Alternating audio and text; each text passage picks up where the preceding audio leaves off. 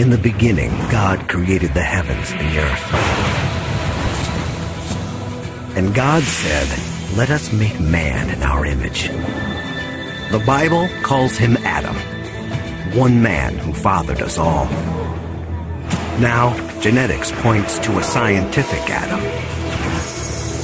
Microscopic clues in our DNA link every man on Earth back to one man, one common ancestor.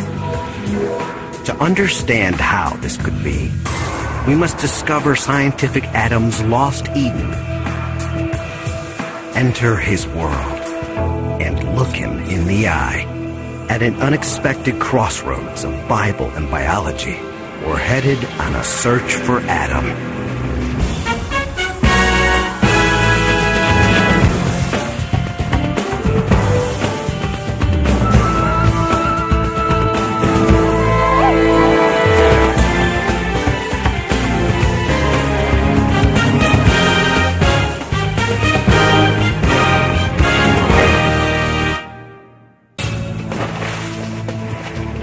Look so different. The idea that we're all related seems impossible. It's hard to believe that 6 billion people all share the same ancestor. Yet 3 of the world's great religions, Christianity, Islam, and Judaism, believe in one man who fathered us all. That makes Adam a key figure in the beliefs of more than half the world. Now, science offers a chance to find a genetic Adam, a single ancestor whose DNA survives in every man on Earth today. From the Inuit of the Arctic to the Amerindians of the Amazon, from the nomads of the desert to the businessmen of Wall Street. Spencer Wells, a geneticist with National Geographic, will lead us on a journey to identify the scientific Adam and reveal what made him so exceptional that he could father all men on Earth.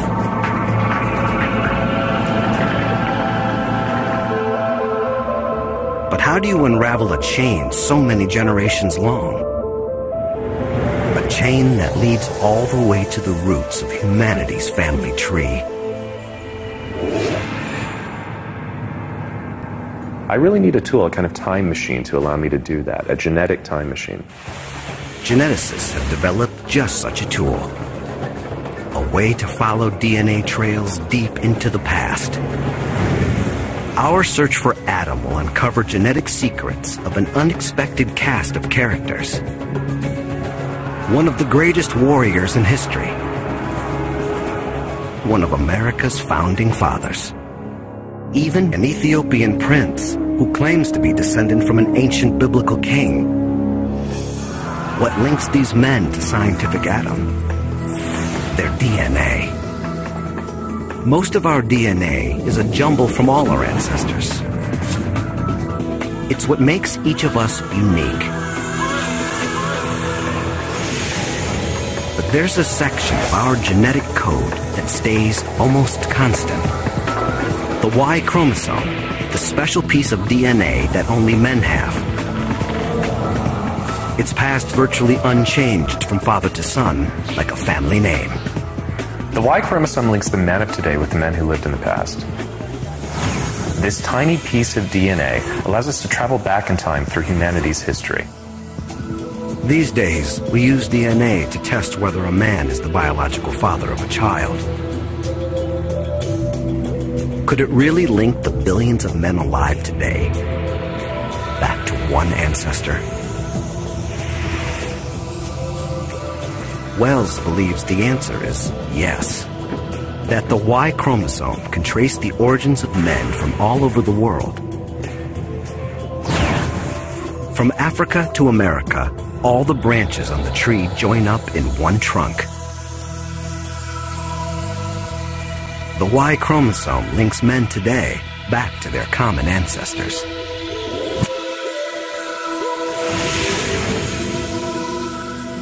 The key is to reveal super ancestors, Men who left their genetic imprint on huge numbers.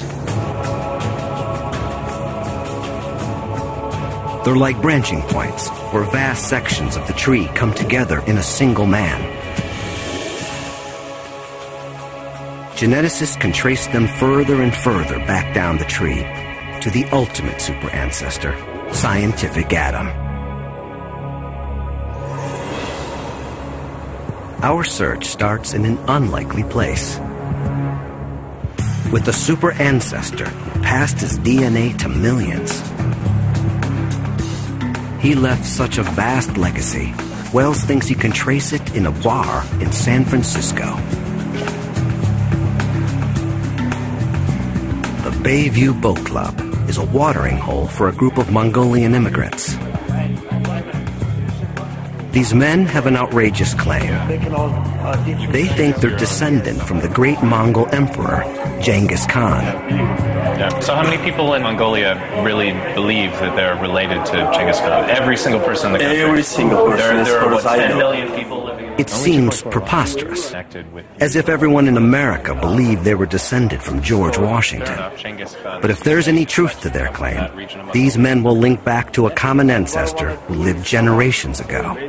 The first step on our journey back toward Adam. So you guys interested in finding out if you could be related to Genghis Khan himself? Yeah, let's go. Okay, and then I'll pass... Tapping the power of DNA starts with a basic tool. Sterile, by the way, which is kind of like a glorified toothbrush. Pull it out of the container. Looks like that. Just a few cheek cells, and Wells can unlock secrets from our genetic past. With a simple swipe, Wells hopes to trace these men all the way back to a famous warrior who lived 800 years ago and thousands of miles away.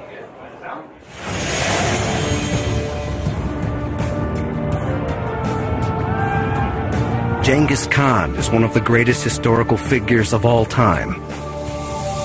8 centuries ago, he ruled one of the largest empires the world has ever seen.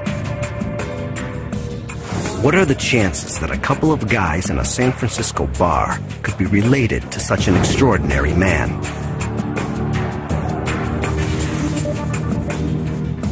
Machines analyze the Mongolians' DNA, looking for traces on the Y chromosome that could link them to Genghis Khan. The odds against finding a connection seem astronomical.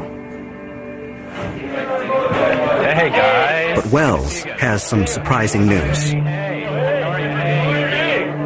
got the results. He's found evidence that 2 of these men are related to Genghis Khan. These are your results. Sarandorj Dembarel. And Batur Tumar. All right. What makes Wells think that these men link back to Genghis Khan himself? He's never met them before. He doesn't have their family trees. And he doesn't have Genghis Khan's DNA. But Wells believes the Y chromosome can confirm the link. Most of the time, the Y chromosome is passed unchanged from father to son, like a last name. But sometimes little differences creep in, like the spelling of a family name changing over time. Every so often, a harmless mutation appears on one man's Y chromosome. All his sons inherit that mutation, and all their sons. It marks all descendants like a brand. That's how Wells found that 16 million men are cousins. Their Y chromosomes all show the same mutations. That means they're all descended from one single man, a Central Asian super ancestor. But who was he? Wells and other genetic detectives pieced together the clues. The mutations cluster around one place, Mongolia. They trace to almost 1,000 years ago. Scientists believe he must have been a man of power, who had many sons to pass on his family line. The clues all point to one man, Genghis Khan. The evidence is circumstantial, but compelling. Khan's empire stretched from Kazakhstan to Korea. He ruled a dynasty that lasted generations. His sons and their sons had the power and position to spread his Y chromosome. As his armies swept through Central Asia, they cut down their enemies, and often, it said, took their women. The result? More offspring with Genghis Khan's Y chromosome, and other men's lineages destroyed forever. Genghis Khan's DNA is buried with him in an unknown grave, but his Y chromosome mutations survive in his descendants today. The research shows the Y chromosome can take us back hundreds of years. But to find scientific Adam, we must trace a man from our very beginning who fathered not millions, but billions. The payoff is almost unimaginable. An Adam who may have been the first truly modern human, whose Eden we can pinpoint, whose face we can reconstruct.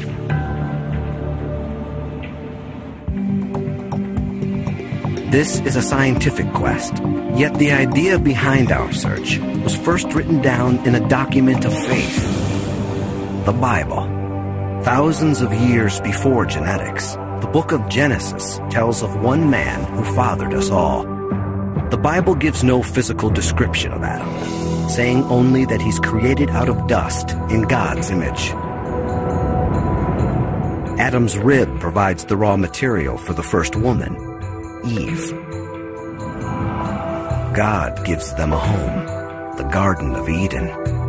But soon, tempted by a serpent, Adam and Eve eat from the tree of knowledge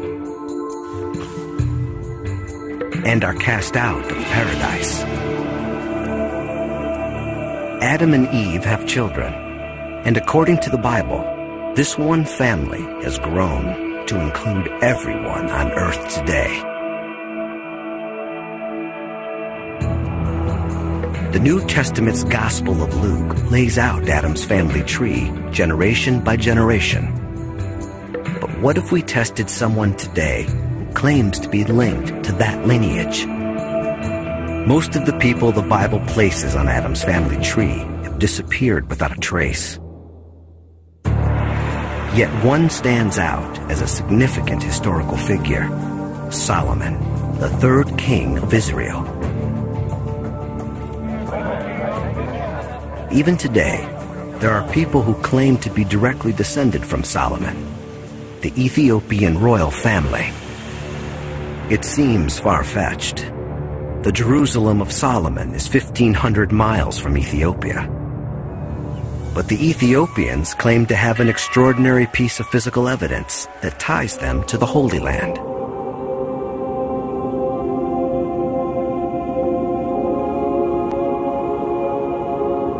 The Ark of the Covenant was believed to contain the tablets of the Ten Commandments, the Word of God. Legend says it was kept in a temple built by Solomon in Jerusalem, until it was taken by Solomon's son, Menelik, and later brought to a little church in Aksum in northern Ethiopia.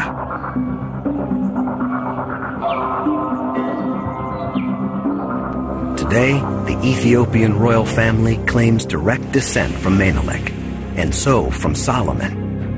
If that's true, their family tree connects directly to the biblical lineage of Adam. To test that lineage, we'll need a royal who'll cooperate.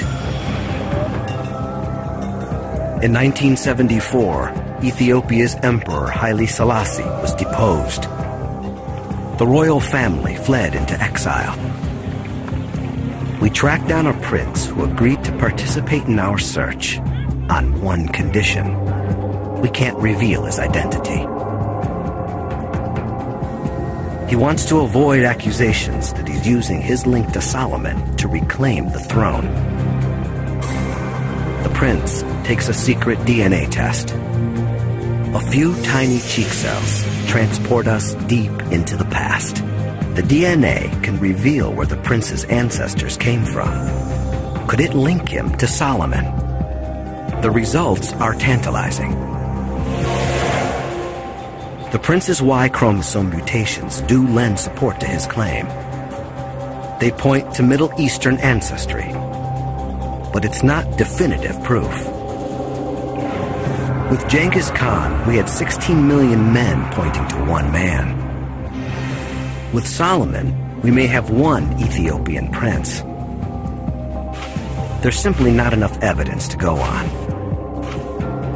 The experiment shows how hard it can be to trace the Bible's genealogy. It's a book of faith, not forensic evidence. What the Bible is saying about creation is way beyond the scope of science. It's not about DNA and all that. It's about who we are as people. In Hebrew, the name Adam also means people. What's important about Adam is that Adam is every person. The Bible gave us the idea of Adam. But finding the scientific version will take modern genetics. If we succeed, we'll link all men today back to a scientific Adam. And maybe even pinpoint his Garden of Eden. As people move from place to place, they often end up far from where their lineage began. Our family tree is becoming tangled at the top. Tracing family lines is getting harder and harder. There's only one way to clear away the tangles. Analyze Y chromosomes from people who still live in the land of their forefathers. To get a clearer picture of our family tree, Wells is leading a research project with the National Geographic Society and IBM. It's called the Geographic Project. It's a massive undertaking. It will take years. But when he's done, Wells will be able to tell where anyone in the world comes from. Wells and his colleagues have crisscrossed the globe in search of DNA samples. From Aborigines in Australia to tribesmen in South America. They've journeyed from Central Asia to South Africa to Siberia. Wells can already tell a lot about someone's origins just using their Y chromosome. And he thinks he's found something unexpected in the background of one of America's most famous figures. The third president, Thomas Jefferson. Research on Jefferson's Y has already given us one huge surprise. It had long been suspected that Jefferson fathered children by his slave, Sally Hemings. A 1998 study used the Y chromosome to prove that it was almost certainly true. It showed that this white man apparently had black descendants. Now, Wells believes he's discovered something about Jefferson that no one suspected.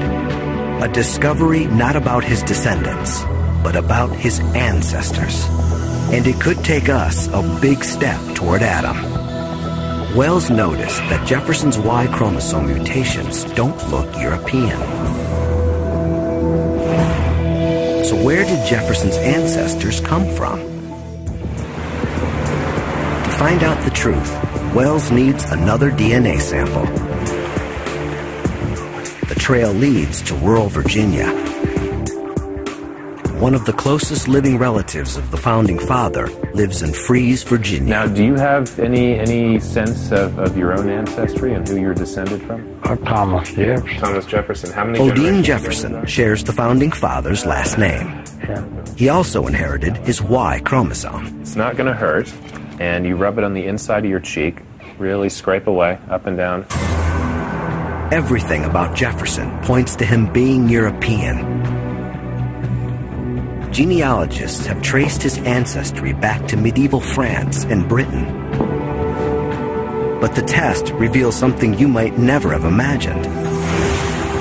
Jefferson's Y chromosome links him not to Europe, but to the Middle East, what is now Lebanon and Syria. This is the best guess. A direct ancestor who lived in a land that no longer exists, called Phoenicia. The Bible calls it Canaan. Jefferson may look European, but his Y chromosome tells a different story. It shows that what we look like may not really tell us where we come from. And it raises a question mark over the traditional image of Adam. For centuries, artists have depicted him like this, like a European. For many of us, this is Adam. Michelangelo's famous painting in the Vatican's Sistine Chapel. He looks like a beautiful Italian who spends a lot of time in the gym. Did the common ancestor of all men really look like this? The story of Jefferson suggests he could have looked very different. But Jefferson can lead us much further back than his Phoenician ancestor. Jefferson has a particular mutation that he shares with men from many different countries. With the same techniques used on Genghis Khan, Wells can link this mutation to another critical common ancestor. He's known as M9. He lived around 40,000 years ago. Wells' research suggests this one man could be the forefather of half of all men alive. We're getting closer to Adam. But Wells knows there are some men who do not have the M9 mutation. To identify the common ancestor of all men, he must take us deeper down the tree. But where does he go next? There are clues from beyond the world of genetics. It's evidence you can touch. Evidence from bones. Before the powerful new tools of DNA, our picture of humanity's past came almost entirely from fossils. But that picture is incomplete. The oldest human fossils come from Africa, dating back millions of years. But ancient remains have been found at other sites far away. The Middle East has produced early human fossils. And pre-human remains have been found in Asia. Fossil evidence points to 3 regions that could be the birthplace of humankind: Asia, the Middle East, and Africa. Can DNA resolve which one gave birth to scientific Adam?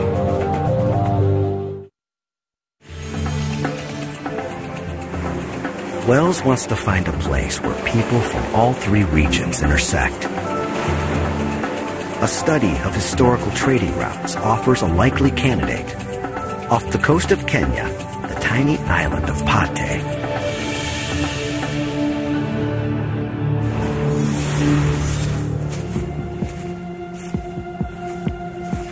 A mysterious place, with clues that seem out of place in Africa.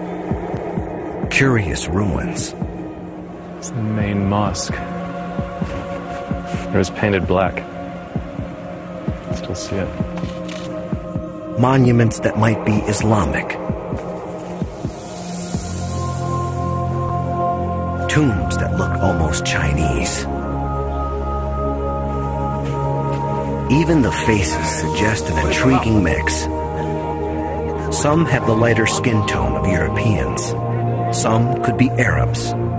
Others have eyes that look Asian. For centuries, traders have come here from all over the old world. From Europe, the Middle East, maybe even from China. Jumbo. Jumbo. Jumbo. History has created a genetic melting pot. And by taking a sample of your DNA, of your genes, we can say something about the people you're related to in the past, your ancestors. If the Y chromosomes here lead to a common ancestor for all these ethnic groups, they could lead us to Adam. could open your mouth. Wells takes samples from 25 local men. Right. Thank you. Okay. You could open your mouth. Where was your mother born? Here.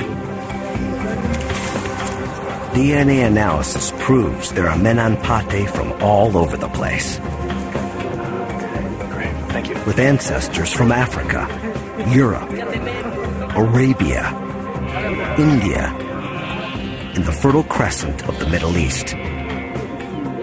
There is more genetic variation on this tiny island of Pate than in many countries. And the samples show something critical. They point to a new super ancestor.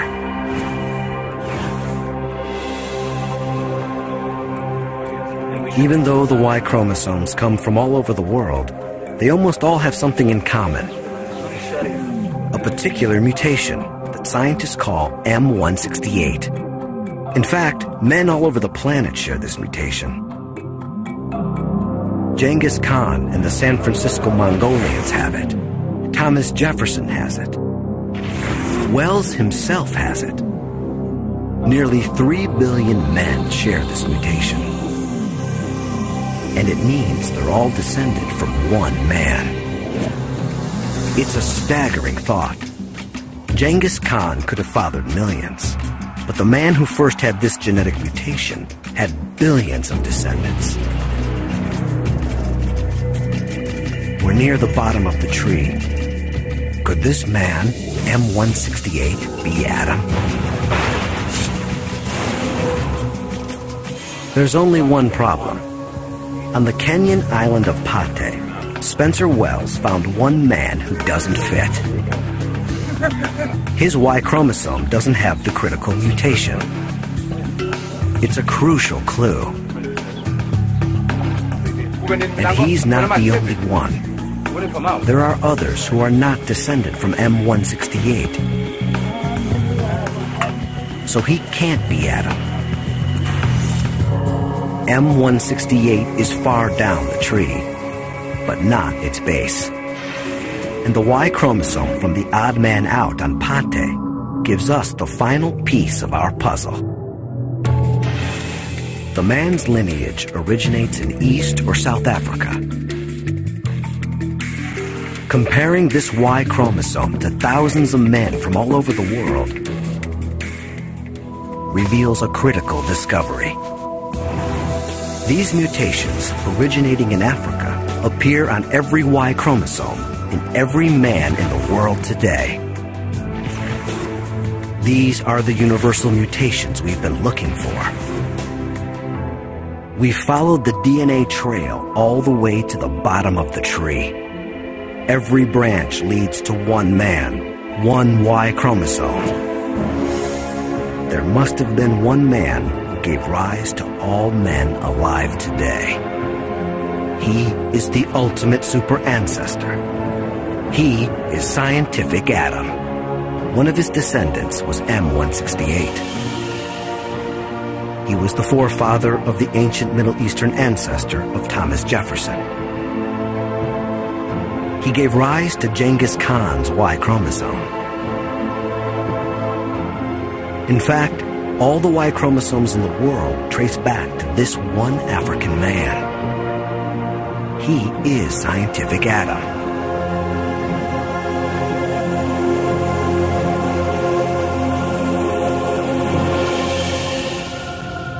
Wells believes the pattern of African Y chromosomes puts his birthplace somewhere in the Great Rift Valley region of East Africa, perhaps Tanzania or Ethiopia.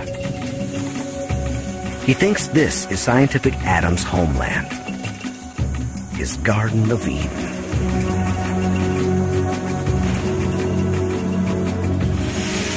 Genetics can date the ancient Y chromosome mutations to calculate the age of Scientific Adam. Wells believes he was born around 60,000 years ago. It sounds ancient, but it means our search for a common ancestor has not led us all the way back to a time of 8 men, or even to primitive beings like Homo erectus. Compared to the billions of years of human evolution, we've found Adam in the recent past,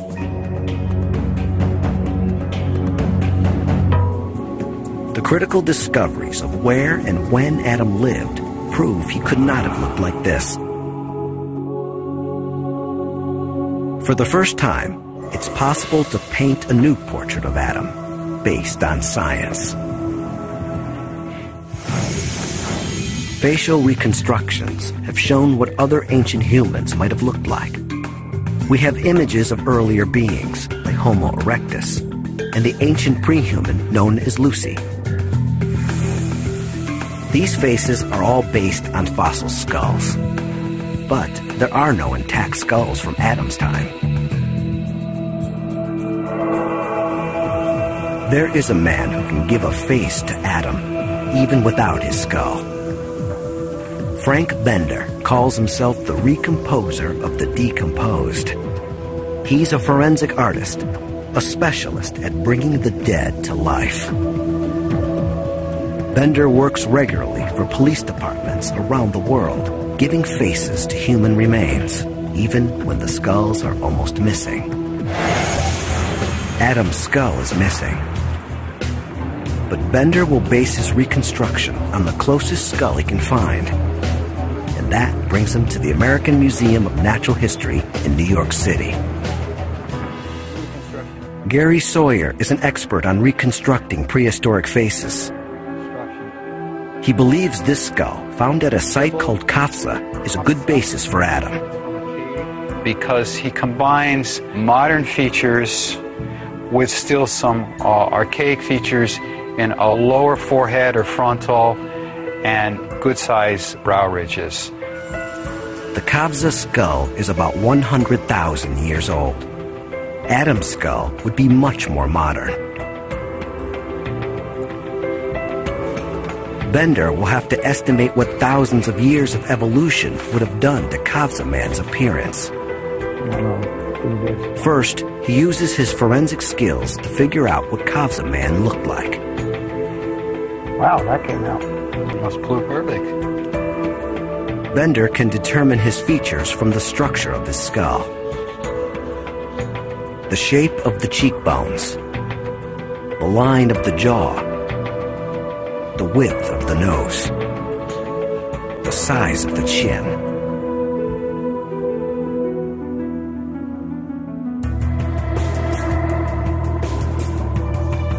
Kafza man is 100,000 years old.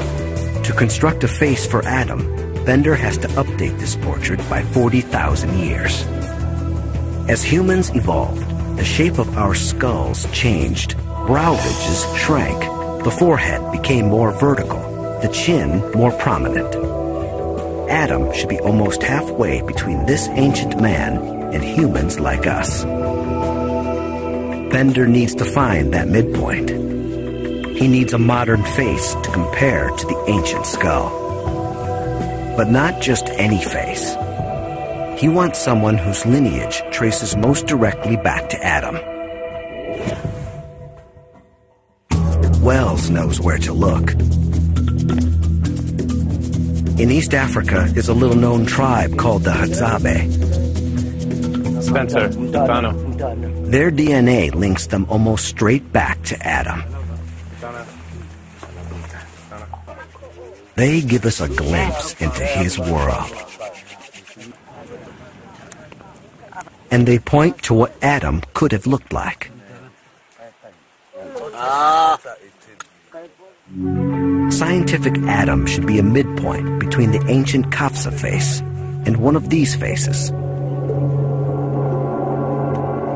Like the Hadza chief Julius Hendaya Ne. But how do you blend the two?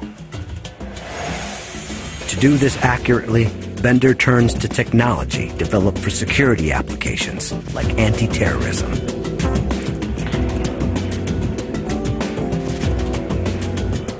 Facial recognition software measures the incremental differences that make a face unique, like the distance between the eyes,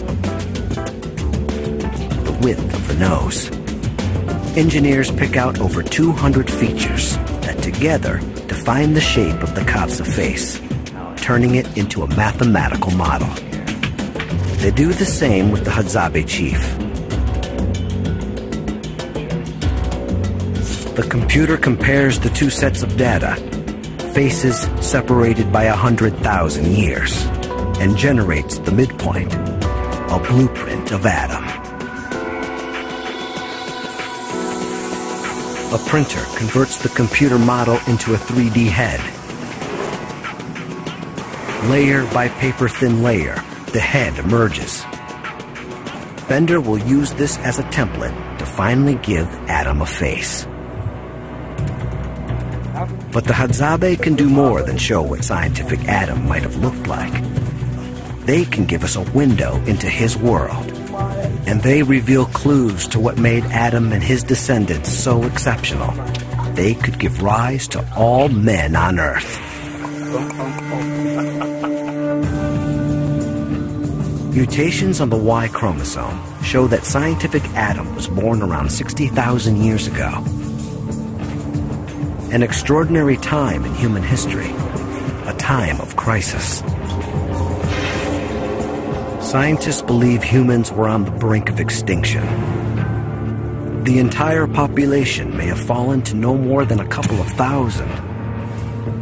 But from this moment of peril, humans begin an astonishing rise. For the first time, art appears. Tools become much more advanced. This new energy and innovation will enable our species to conquer the planet. Something critical had changed in human nature. What triggered it is a puzzle, yet it seems to come just after Adam. Is it a coincidence? I don't know. Maybe it is, but it's also possible that Adam was the one who set in motion these changes. How could one man change his whole species? Wells has a theory. It's cutting edge and highly controversial. He believes Adam may have been the first man with the ability to think as we do. The first truly modern man. If Wells had his way, he'd go back in time to find out. The ancient Hadzabe tribe in Tanzania may offer the next best thing, a window into Adam's world. As people, the Hadzabe are as modern as any of us. But as a society, they've chosen to retain the lifestyle of the earliest modern humans, the lifestyle of Adam. The Hadzabe are hunter-gatherers. Survival in this environment is an extraordinary challenge. They rely on the kind of ingenuity that Wells believes could have originated with Adam himself. It could almost be Adam's clan preparing for the hunt. The Hadzabe have figured out a way to turn local trees into lethal weaponry. The bows are strong, but flexible. Fire straightens the arrow shafts. They look simple,